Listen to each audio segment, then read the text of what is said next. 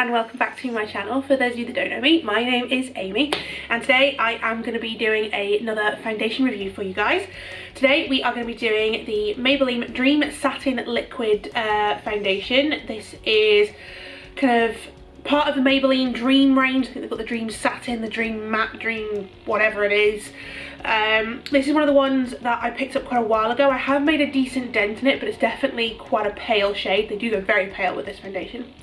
It's a satiny finish, Poreless Perfection, SPF 13, and I have mine in the shade 2 Fair Beige.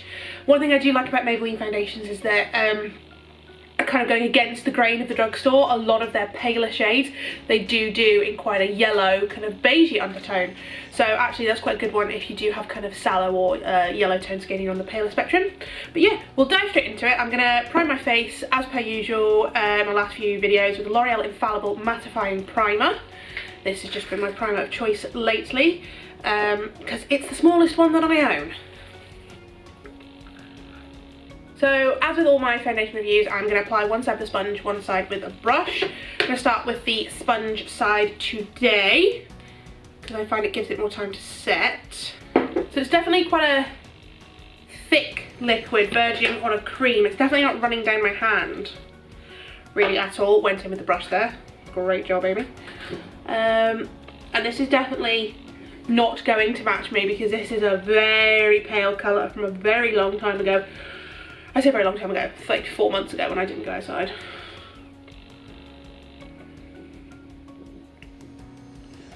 I think I bought this probably about a year and a half ago, now that I think about it. Back when I was very pale, didn't wear fake tan really at all, didn't really go outside at all. It's a very weird period of my life.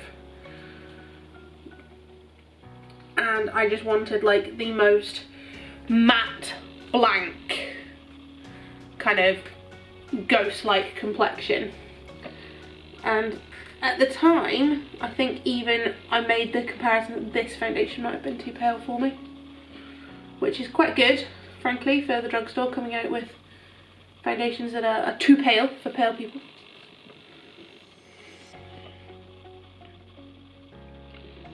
It's spreading quite well with the sponge.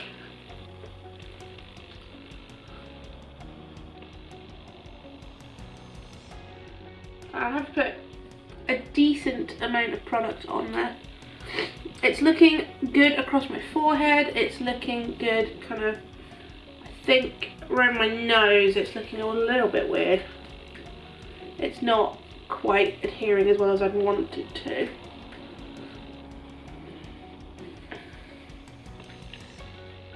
So that's kind of one medium layer on this side of my face. I did use about 2 pumps of product there, and it has definitely kind of blanked my skin tone a little bit there. It's definitely lightened it a little bit, but that's, to be fair, this is the wrong colour for me. It's looking quite, not glossy, it's definitely throwing some light, but I think this will dry down a little bit more just because it does say like satin velvety texture. I did put 2 pumps of product on, but you can, I don't know whether you'll be able to see it on camera, but at least I can see it in person. Quite a few like pigmentation marks on my cheeks and across my chin are coming through. I'm not sure whether I'd be able to build this up to like a proper kind of medium to full coverage. I don't think you'd be able to get much more than a solid medium out of this. So I mean, if you look at it's like Satin Light Essence, I think it's supposed to be like an everyday like lightweight kind of, but more matte finish than kind of some of other Maybelline's other foundations. I think if you're wanting more coverage than this, or you're wanting something that's more bulletproof, I think you'll need to go for the Maybelline Superstay, I think. But hey ho, we shall carry on, and we shall carry on with the brush side.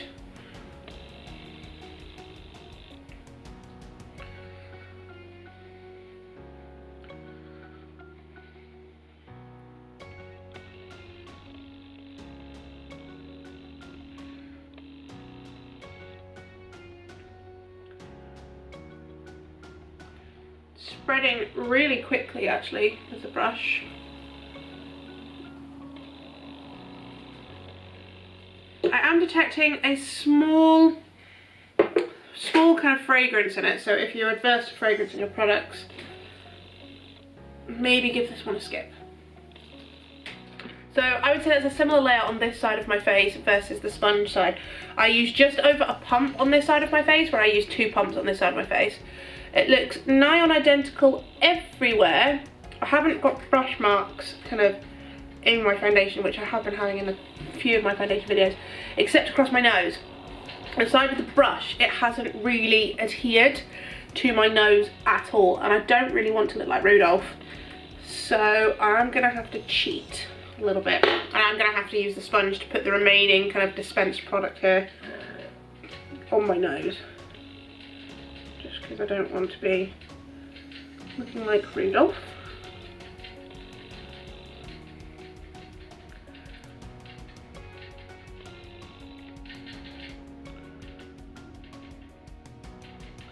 To be fair, that's a problem I have with pretty much every foundation. Not really any foundations want to stick to my nose at all.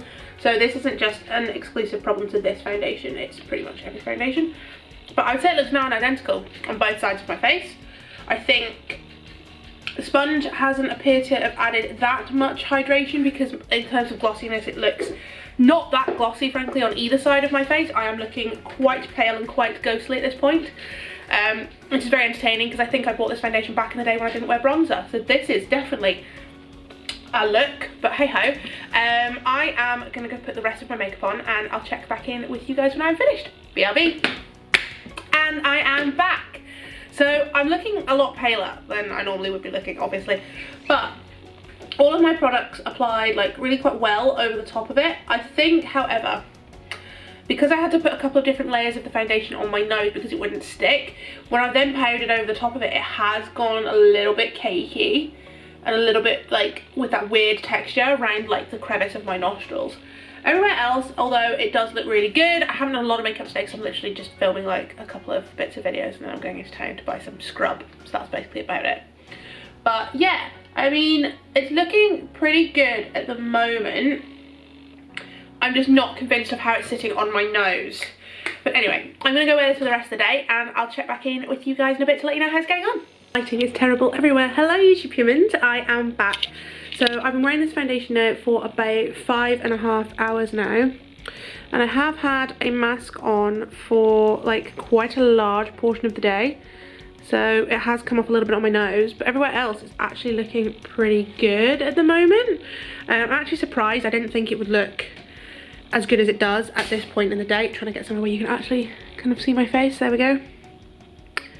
It's looking a little bit oilier than some of my foundations that I would have normally used at this point so far, but definitely it's holding up better than I thought it would. It's just across my nose where I had the issues earlier today.